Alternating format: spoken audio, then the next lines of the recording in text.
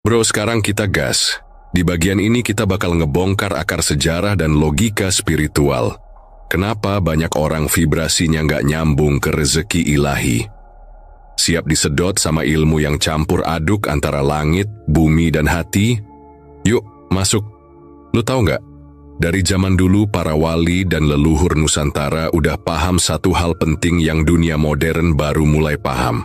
Bahwa rezeki bukan soal kerja keras semata, tapi soal nyambung sama getaran langit. Di tradisi Jawa kuno dikenal istilah ngeli tapi ora keli, ngalir tapi nggak hanyut. Ini ajaran tentang sinkronisasi. Lo boleh jalanin dunia, tapi jangan hanyut sama logikanya. Karena rezeki sejati datang bukan dari dunia, tapi dari Allah yang ngatur segalanya.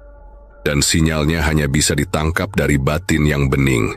Kalau lo ngulik sejarah para sufi kayak Jalaluddin Rumi, Al-Ghazali, sampai Ibnu Athailah, mereka semua ngajarin satu hal. Rezeki itu bukan dicari, tapi diundang. Dan cara ngundangnya bukan dengan nyari keras, tapi dengan menenangkan hati, menyelaraskan niat, dan merendahkan ego. Bahkan Al-Ghazali pernah bilang bahwa manusia itu lebih sibuk mengatur takdir, padahal tugasnya cuma tunduk dan selaras. Dari sisi stoikisme, Epictetus bilang, "It's not what happens to you, but how you react to it that matters." Ini relevan banget sama vibrasi rezeki. Karena seringkali bukan dunia yang bikin kita miskin, tapi reaksi batin kita yang panik, takut, dan gak percaya diri. Lu panik duluan sebelum hasil datang. Lu ragu duluan sebelum jalan dimulai. Dan ini bikin sinyal lu ke semesta jadi bising.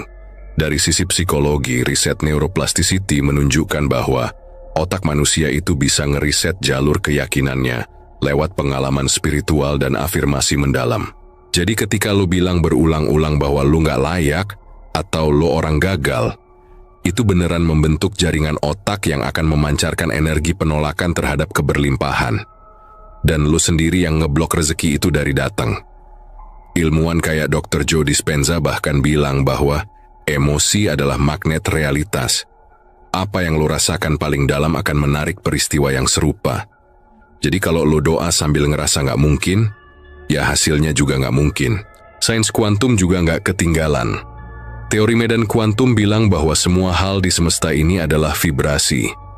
Dan setiap partikel itu merespon niat. Jadi doa itu bukan sekadar ritual, tapi instruksi frekuensi.